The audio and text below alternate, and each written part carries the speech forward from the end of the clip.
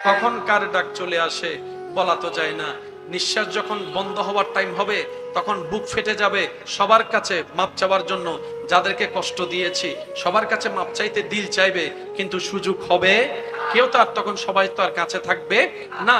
সেজন্য মনে রাখবেন, নিঃশ্বাস স্বাভাবিক চলা অবস্থায় সবার কাছ থেকে মাপ চেয়ে ফেলেন, বড় হোক আর ছোট হোক কোনো সমস্যা নাই। নবী বলে তুমি ক্ষমা চাও, আবার যার উপর অন্যায় করা হয়েছে নবী উনাকে বলে তুমি ক্ষমা করে দাও। যে ক্ষমা করে আল্লাহ তার ইজ্জত বাড়ায় দেয়। সুবহানাল্লাহ। ব্যস্ততাকে ব্যস্ততা দেখাই আমরা নামাজ পড়ে ফেলবো।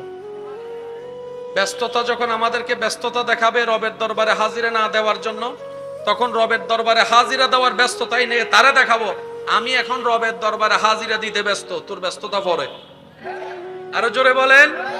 যে রাজ্জাককে খুশি করে তার রিজিকের অভাব হয় না, যে রহমানকে খুশি রাখে তার অশান্তির অভাব হয় না, যে গনিকে খুশি রাখে তার সম্পত্তির অভাব হয় না। সুবহানাল্লাহ।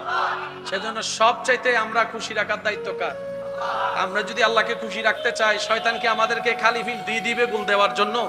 সে তো জামিলা করবে। কথা বলেন না রে ভাইয়া। সে তার জায়গায় জামিলা করেছে, করছে, করবে। আল্লাহ ভালো করে সেটা জানে, সেজন্য আল্লাহ তওবার ব্যবস্থা করে দিয়েছেন। সুবহানাল্লাহ। রব বলে যে কখনো যদি ভুল করে শয়তানকে খুশি করে ফেলো, লা তাকনাতু মির রাহমাতিল্লাহ, আমার রহমত থেকে নিরাশ হইস না, আশা রাখিস তওবা করলে আমি আল্লাহ মাফ করে দিব। সুবহানাল্লাহ। মায়ের পায়ের নিচে সন্তানের বেহেশত। আমার বেহেশত আমার মায়ের পায়ের নিচে, ঠিক আছে? আপনার বেহেশত আপনার মায়ের পায়ের নিচে। এবার বলেন, আপনার সন্তানের বেহেশত কার পায়ের নিচে? আপনার বউয়ের পায়ের নিচে। তাহলে জান্নাত তো দরকার আছে। আমার শাশুড়ি মাদেরকে বলবো, এটা আপনার শুধু ছেলের বউ নয়, আপনার নাতি নাতনির জান্নাত। সুবহানাল্লাহ। আপনার সন্তানের যেমন আপনাকে খুশি করে জান্নাত পেতে হবে, আপনার নাতি নাতনিরও তো কিন্তু জান্নাত আপনার ছেলের বউটা। সেজন্য ছেলের বউকে আদর করেন, কারণ আপনি তো জানের চাইতে বেশি নাতি নাতনিকে ভালোবাসেন। আপনি তো সেই মানুষ যার সামনে কেউ কথা বলতে পারতো না, কিন্তু নাতি নাতনি কুহুলে প্রস্রাব করে দিল আপনার কোনো রাগ লাগে না, কারণ আপনি নাতির পাগল, নাতনির পাগল। কথা বলেন ঠিক কিনা? ওই আপনার নাতি নাতনির জান্নাত আল্লাহ রেখেছেন আপনার বউয়ের পায়ের নিচে। আল্লাহ আমাদের সবাইকে একটু বুঝার তৌফিক দেন। সবচেয়ে বড় কথা কি জানেন? ঝগড়া করেন, তর্ক করেন, মারামারি করেন, আর কাটাকাটি করেন, আর যাই করেন, সময় শেষ হয়ে যাচ্ছে, সময় শেষ হয়ে যাচ্ছে। এক একটা সেকেন্ড যাচ্ছে, মৃত্যু আমাদের সামনে আসতেছে। কথা বলেন ঠিক কিনা? মায়ের পক্ষে থাকা মানে বউয়ের বিপক্ষে থাকা নয়। এই জিনিসটা একটু খেয়াল করি আমরা। মা বাবাকে খুশি রাখা মানে বউয়ের চোখে পানি ফেলা নয়। স্ত্রীর জন্য আপনি স্বামী, আপনার ক্যারেক্টার দায়িত্ব আলাদা। মা বাবার জন্য আপনি সন্তান, এই ক্যারেক্টার দায়িত্ব আলাদা। আপনি মানুষ একজন, কিন্তু আপনার ভিতরে অনেকগুলা ক্যারেক্টার প্লে করতে হয়। যখন আপনি সন্তানের সামনে যাবেন তখন আপনি বাবার ক্যারেক্টার প্লে করবেন। আপনি যখন ছোট ভাইয়ের সামনে যাবেন তখন আপনি বড় ভাইয়ের দায়িত্ব প্লে করবেন। আপনি যখন ব্যবসায়ী আসবেন তখন আপনি ব্যবসায়ী হলেন। আপনি যখন গাড়ি চালাচ্ছেন তখন আপনি ড্রাইভার হলেন। একজন মানুষের অনেকগুলা পরিচয় থাকে। ঠিক তেমনি ভাবে আপনি যখন মা বাবার সামনে যাবেন, আপনি হবেন বাধ্য সন্তান, ভদ্র সন্তান, মায়ার সন্তান, মহাব্বতের সন্তান, আদবওয়ালা সন্তান। আপনি যখন স্বামীর সামনে যাবেন তখন আপনি হবেন উত্তম স্বামী, চরিত্রবান স্বামী, মাথার উপর ছায়া দেনেওয়ালা স্বামী, বিপদে শক্ত করে হাত ধরনেওয়ালা আপনি সেই স্বামী। আপনি স্ত্রীর মুখে হাসি ফুটাবেন স্বামী হিসাবে, মা বাবার মুখে হাসি ফুটাবেন সন্তান হিসেবে। সুবহানাল্লাহ। ইসলামে সমাধান আছে না নাই? কিন্তু আমরা কখনো জানার চেষ্টা করিনি, বুঝার চেষ্টা করিনি, আমরা কখনো মানার চেষ্টা করিনি। মনে রাখবেন, যদি মা বাবা সন্তানের সাথে অন্যায় করে, হাসরের ময়দানে আল্লাহ সেই মা বাবাকেও প্রশ্ন করবেন। শুনি না আরো জোরে। সন্তান সবগুলাকে যদি মা বাবা এক চোখে না দেখে, হাসরের ময়দানে মা বাবা ধরা খাবে। শুধু যে মা বাবার সেবা না করলে সন্তান ধরা খাবে বিষয়টা তা না। কেন? সন্তানেরও যিনি রব, মা বাবারও রব তিনি, স্ত্রীরও রব যিনি, স্বামীরও রব তিনি, আর তিনার বিচার আহকামুল হাকিমিন সবার জন্য সমান। কারো পক্ষও নিবে না, বিপক্ষও নিবে না। আমি কি বুঝাতে পারছি কথা আপনাদেরকে? হয়তো আমি বুঝাতে না পারছি, সেটা আমার ব্যর্থতা। আপনারা আমার চাইতে ভালো জানেন, আপনারা আমার চাইতে ভালো বুঝেন। আমার চেষ্টার মধ্যে হয়তো কমতি থাকতে পারে, মানে বুঝানোর মধ্যে কমতি থাকতে পারে, কিন্তু এই জটিল সমস্যাটা আমাদের সমাজের মধ্যে আছে না নাই?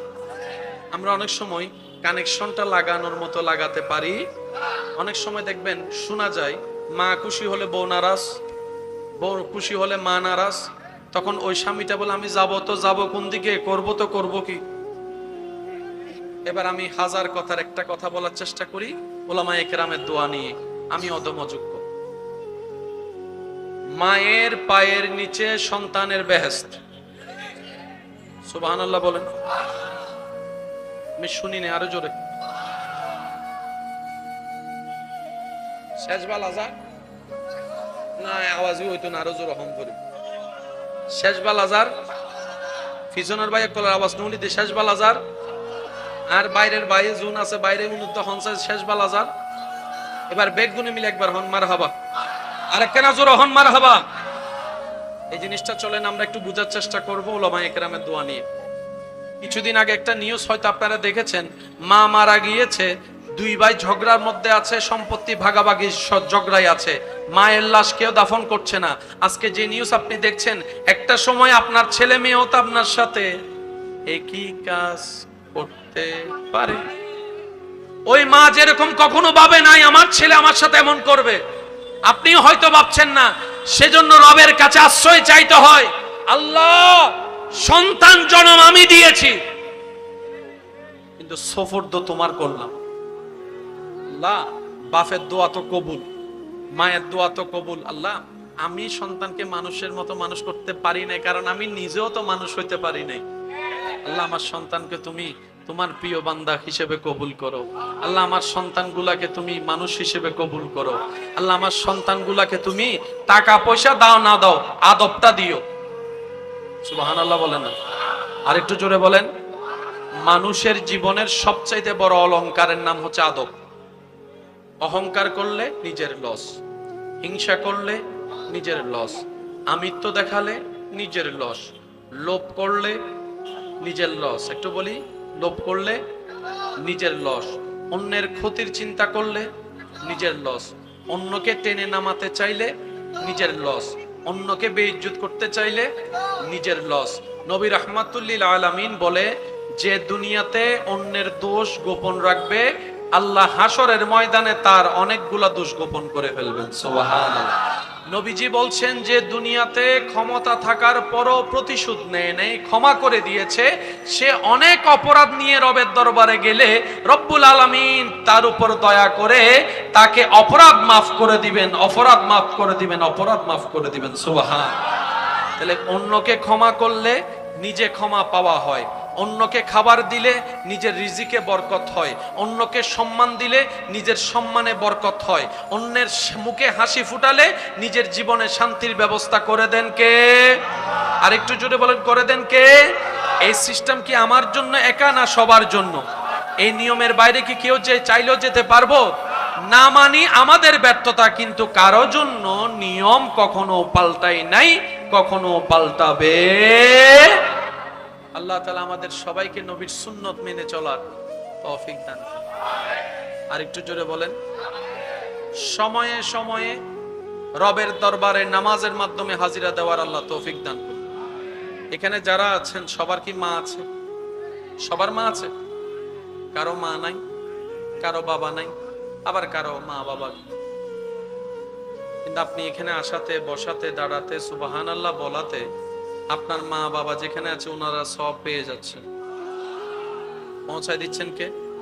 পৌঁছায় দিচ্ছেন কে?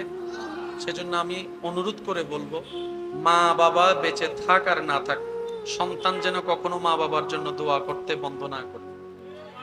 একদম কিচ্ছু করতে না পারেন, সূরা ফাতিহাটা পড়েন, 3 বার সূরা ইখলাস পড়েন, 3 বার দরুদ পড়ে রবকে বলেন, আল্লাহ আমার মা বাবাকে তুমি ভালো রাখিও, আমার মা বাবাকে তুমি শান্তিতে রাখিও, আমার মা বাবাকে তোমার রহমতের ছায়া তলে রাখিও।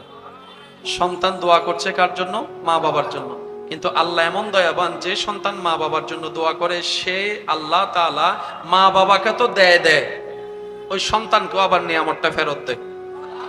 তখন বাস্তবতা কি হয়? 2025 সালে মার জন্য বাবার জন্য সন্তান দোয়া করলো, আপনি যখন মা বাবা হয়েছেন 2050 সালে ওই সন্তানের অন্তরটাকে আল্লাহ এমন ভাবে নরম করে দেয়, মা বাবার খেদমতে জীবন কাটায় দেয়। এরকম অনেক সন্তান আছে মা বাবা ছাড়া কিচ্ছু বুঝে, বলেন না, মা বাবা ছাড়া কিচ্ছু বুঝে। এখানে একটা কথা বলি, মনে রাখবেন, আমরা অনেক সময় না বুঝার কারণে পেঁচ লাগাই ফেলি। সংসার ভাঙে রাগের কারণে, বন্ধুত্ব সম্পর্ক নষ্ট হয় রাগের কারণে, অনেকে ভালো ভালো ব্যবসা পর্যন্ত নষ্ট করে ফেলেছে রাগের কারণে, অনেকে লক্ষ লক্ষ টাকা মার খেয়েছে রাগের কারণে।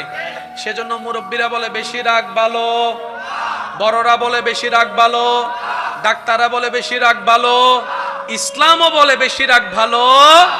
কমাবো কেমনে? বলে যে ইসলাম থেকে শিখে নাও। এটা মাথায় রাখতে হবে। রাগ আসছে তখন আপনি দাঁড়াই গেছেন, দাঁড়ানো অবস্থায়, তাহলে কি করবেন বলেন? কি করবেন?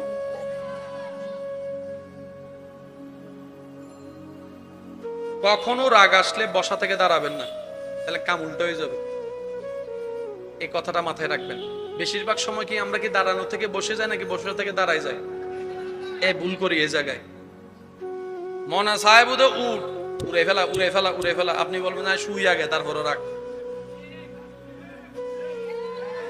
বেশি না 3টা মিনিট, কারো জন্য 5 মিনিট, কারো জন্য 7 মিনিট, কিন্তু নিম্নে 3 মিনিট। 3 মিনিট যদি, তাহলে আপনার হাজার সমস্যার সমাধান এখানে হয়ে যাবে। আমি বুঝাতে পারছি কথা? নিজের ভালো নাকি সবাই বুঝে? আচ্ছা, অন্যের ভালোর কথা আপনি চিন্তা নাই করলেন, বাদ দেন না। বেশিরভাগ জামাইরা তালাক দেয়, স্বামী স্ত্রীর ভিতর তালাক হয় কিসে? বলেন বলেন। আপন রক্তের মার পেটের বাইরের সাথে ভাত খাবো না, দেখা করব না, চেহারা দেখবো না, কিসে? লাভটা কি? রাগের মধ্যে 1 পয়সা লাভ, কিন্তু ক্ষতি আছে অনেক। রাগ যদি দেখাইতে মন চায় শয়তানের সাথে না দেখাবেন। সে যখন বলবে যে নামাজ পড়বি একটু পরে, আগে একটু আরাম কর, আপনি তখন বলবেন সাইটটা রাগ কইরা, এখন পর্যন্ত নামাজ তুই কেন গরিবে করব? একটু জোরে বলেন না। রাগ দেখালে শয়তানের সাথে দেখাতে হবে। সে যখন বলবে যে 20 টাকার তারাবি অনেক কষ্ট হয়ে যাবে, আপনি বলবেন যে আমি 20 টাকা ছড়ে দেখাবো, তুই যা গরিবের গর্ব যা গর্ব। এর আগের লাভ আছে না নাই? এর আগের লাভ আছে না নাই? যদি রাগ করে আপনি কোরআন শরীফ খতম দিয়ে দেন, লাভ আছে। রাগ করে যদি 10টা সূরা মুখস্থ করে ফেলেন, লাভ আছে বলেন না? লাভ আছে বলেন না? রাগ করে যদি আপনি মানুষকে ক্ষমা করে দেন, রাগ করে যদি অন্য কেউ যে জায়গাগুলো আপনার থেকে পাচ্ছে, এতদিন ধরে রাখছেন, রাগ করে সব জায়গা দিয়ে দিয়েছেন, রাগ এখানে না দেখাইতে হয়। আমরা রাগ দেখাই উল্টা কাজে। আমি কি বুঝাতে পারছি কথা? আমি আমার ভালোবাসার মানুষের কাছে এতটুকু আবদার করব, আল্লাহ আমাদেরকে যতটুকু হায়াত দিয়েছেন, অর্ধেক হায়াত, শেষ বলেন না, অর্ধেক হায়াত। আমরা আর বেশি দিন কেউ বাঁচবো? প্রত্যেক দিন প্রত্যেক সেকেন্ডে পৃথিবীতে লক্ষ লক্ষ মানুষ মারা যাচ্ছে। আগে তো স্বাভাবিক মৃত্যুর কিছু মানুষের সংখ্যা হতো, এখন অ্যাক্সিডেন্টের মধ্যে কিছু মানুষ, স্ট্রোকের মধ্যে কিছু মানুষ, বোমা হামলায় কিছু মানুষ, শত্রুতামির মধ্যে খুন করা কিছু মানুষ। আমি কি বুঝাতে পারছি? এই যে পত্রিকায় বিভিন্ন নিউজে আপনি যে দেখছেন, অমুক জায়গায় অমুককে মেরে ফেলছে, অমুক জায়গায় অমুক অ্যাক্সিডেন্ট হয়েছে, অমুক জায়গায় এইভাবে হয়েছে, অমুক জায়গায় এইভাবে মারা গেছে। সেও কোনো না কোনো একদিন এরকম নিউজ অন্যটা পড়েছিল, আজকে সে নিজে মরা হয়ে বসে আছে। এটা সবসময় মাথায় রাখবেন, আপনি যেটা নিউজ পড়তেছেন সেটা একদিন আপনার সাথে ঘটতে, বলেন না, ঘটতে কিছু। আল্লাহ তাআলা আমাদের সকলের হাজিরি কবুল করুক, আজকের এই মাহফিলকে কবুল করুক। আপনারা যারা এসেছেন, আমার ভাইজান এসেছে, তাকরীর করবেন, আপনারা দিল মন লাগায় শুনবেন। আমি অনুরোধ করব, আমরা 5 ওয়াক্ত নামাজ হাজার ব্যস্ততার ভিতরেও ছাড়বো। একটা গর্জন দিয়ে বলেন, আমরা ছাড়বো। মায়ের পক্ষে থাকা মানে বউয়ের বিপক্ষে থাকা নয়। এই জিনিসটা একটু খেয়াল করি আমরা। মা বাবাকে খুশি রাখা মানে বউয়ের চোখে পানি ফেলা নয়। স্ত্রীর জন্য আপনি স্বামী, আপনার ক্যারেক্টার দায়িত্ব আলাদা।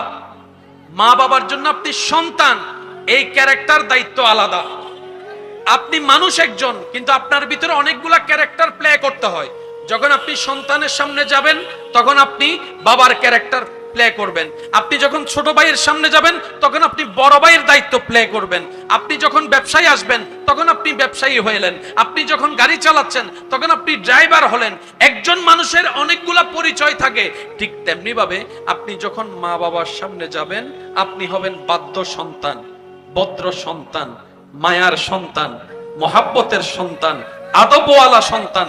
আপনি যখন স্বামীর সামনে যাবেন তখন আপনি হবেন উত্তম স্বামী, চরিত্রবান স্বামী, মাথার উপর ছায়া দেনেওয়ালা স্বামী, বিপদে শক্ত করে হাত ধরনেওয়ালা আপনি সেই স্বামী।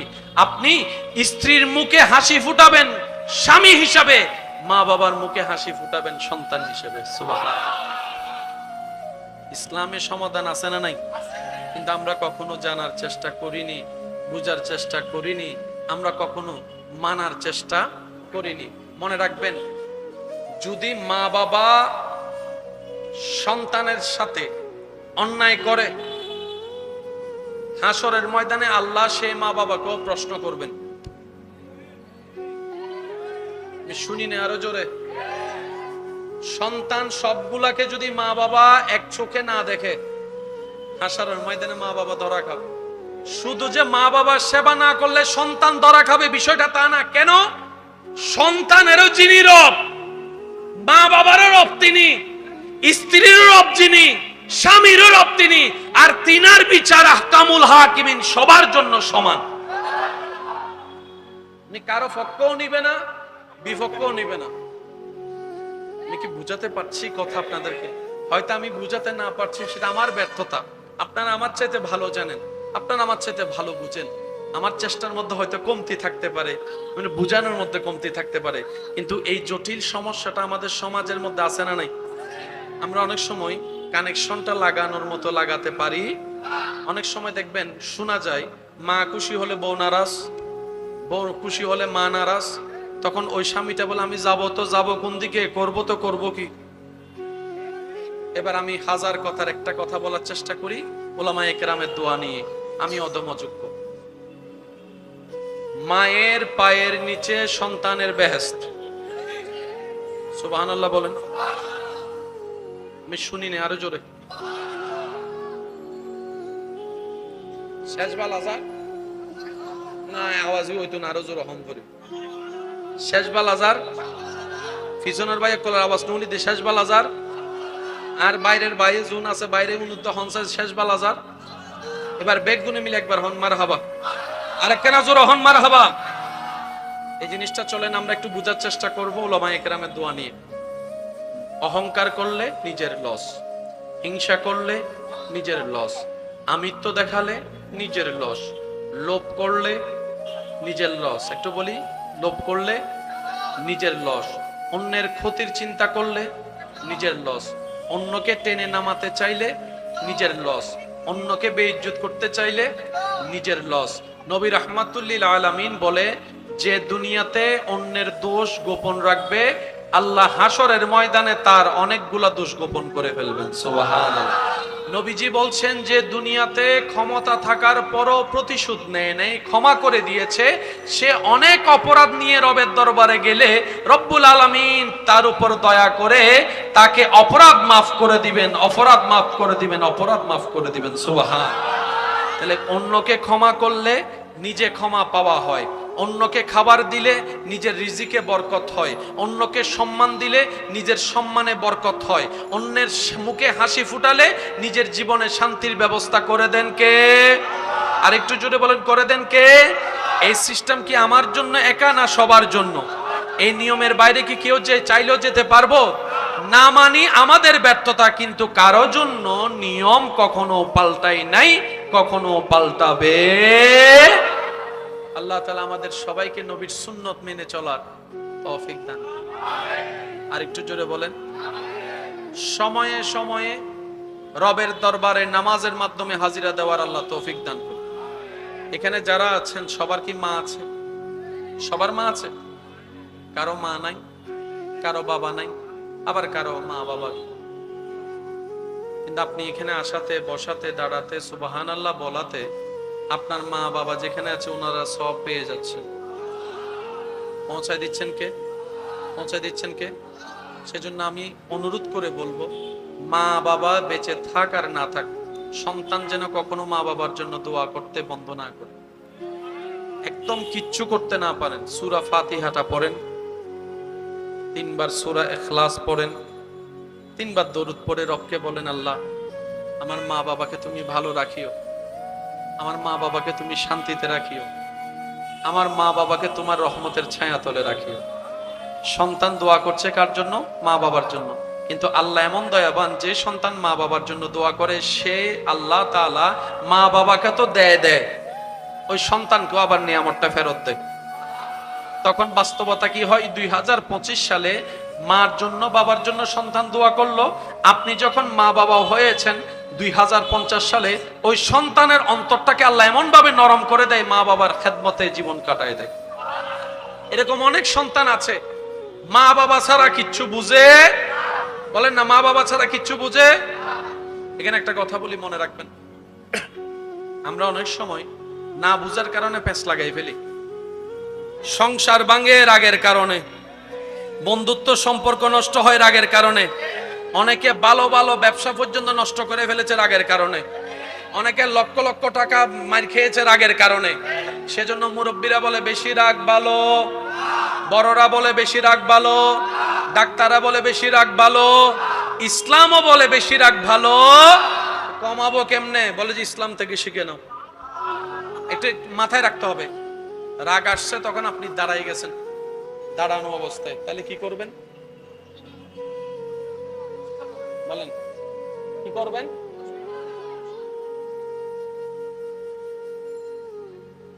কখনো রাগ আসলে বসা থেকে দাঁড়াবেন না, তাহলে কাম উল্টো হয়ে যাবে।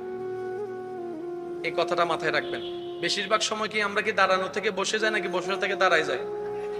এ ভুল করি এই জায়গায়। মনা সাহেব উড়ে ফেলা উড়ে ফেলা উড়ে ফেলা, আপনি বলবেন না শুই আগে তারপরে রাখ। বেশি না 3টা মিনিট, কারো জন্য 5 মিনিট, কারো জন্য 7 মিনিট, কিন্তু নিম্নে 3 মিনিট। 3 মিনিট যদি, তাহলে আপনার হাজার সমস্যার সমাধান এখানে হয়ে যাবে। বুঝাতে পারছি কথা? নিজের ভালো নাকি সবাই বুঝে? আচ্ছা, অন্যের ভালোর কথা আপনি চিন্তা নাই করলেন, বাদ দেন না। বেশিরভাগ জামাইরা তালাক দেয়, স্বামী স্ত্রীর ভিতর তালাক হয় কিসে? বলেন বলেন। আপন রক্তের মার পেটের বাইরের সাথে ভাত খাবো না, দেখা করব না, চেহারা দেখবো না, কিসে? লাভটা কি? রাগের মধ্যে 1 পয়সা লাভ, কিন্তু ক্ষতি আছে অনেক। রাগ যদি দেখাইতে মন চায় শয়তানের সাথে না দেখাবেন। সে যখন বলবে যে নামাজ পড়বি একটু পরে, আগে একটু আরাম কর, আপনি তখন বলবেন সাইটটা রাগ কইরা, এখন পর্যন্ত নামাজ তুই কেন করিবে করব? আর একটু জোরে বলেন না। রাগ দেখালে শয়তানের সাথে দেখাতে হবে। সে যখন বলবে যে 20 টাকা তারাবি অনেক কষ্ট হয়ে যাবে, আপনি বলবেন যে আমি 20 টাকা ফোরে দেখাবো, তুই যা গরিবের গর্ব যা গর্ব কর। এই রাগের লাভ আছে না নাই? এর রাগের লাভ আছে না নাই? যদি রাগ করে আপনি কোরআন শরীফ খতম দিয়ে দেন, লাভ আছে। রাগ করে যদি 10টা সূরা মুখস্থ করে ফেলেন, লাভ আছে বলেন না? লাভ আছে বলেন না? রাগ করে যদি আপনি মানুষকে ক্ষমা করে দেন, রাগ করে যদি অন্য কেউ যে জায়গাগুলো আপনার থেকে পাচ্ছে, এতদিন ধরে রাখছেন, রাগ করে সব জায়গা দিয়ে দিয়েছেন, রাগ এখানে না দেখাইতে হয়। আমরা রাগ দেখাই উল্টা কাজে। আমি কি বুঝাতে পারছি কথা? আমি আমার ভালোবাসার মানুষের কাছে এতটুকু আবদার করব, আল্লাহ আমাদেরকে যতটুকু হায়াত দিয়েছেন, অর্ধেক হায়াত, শেষ বলেন না, অর্ধেক হায়াত। আমরা আর বেশি দিন কেউ বাঁচবো? প্রত্যেক দিন প্রত্যেক সেকেন্ডে পৃথিবীতে লক্ষ লক্ষ মানুষ মারা যাচ্ছে। আগে তো স্বাভাবিক মৃত্যুর কিছু মানুষের সংখ্যা হতো, এখন অ্যাক্সিডেন্টের মধ্যে কিছু মানুষ, স্ট্রোকের মধ্যে কিছু মানুষ, বোমা হামলায় কিছু মানুষ, শত্রুতামির মধ্যে খুন করা কিছু মানুষ, আমি কি বুঝাতে পারছি?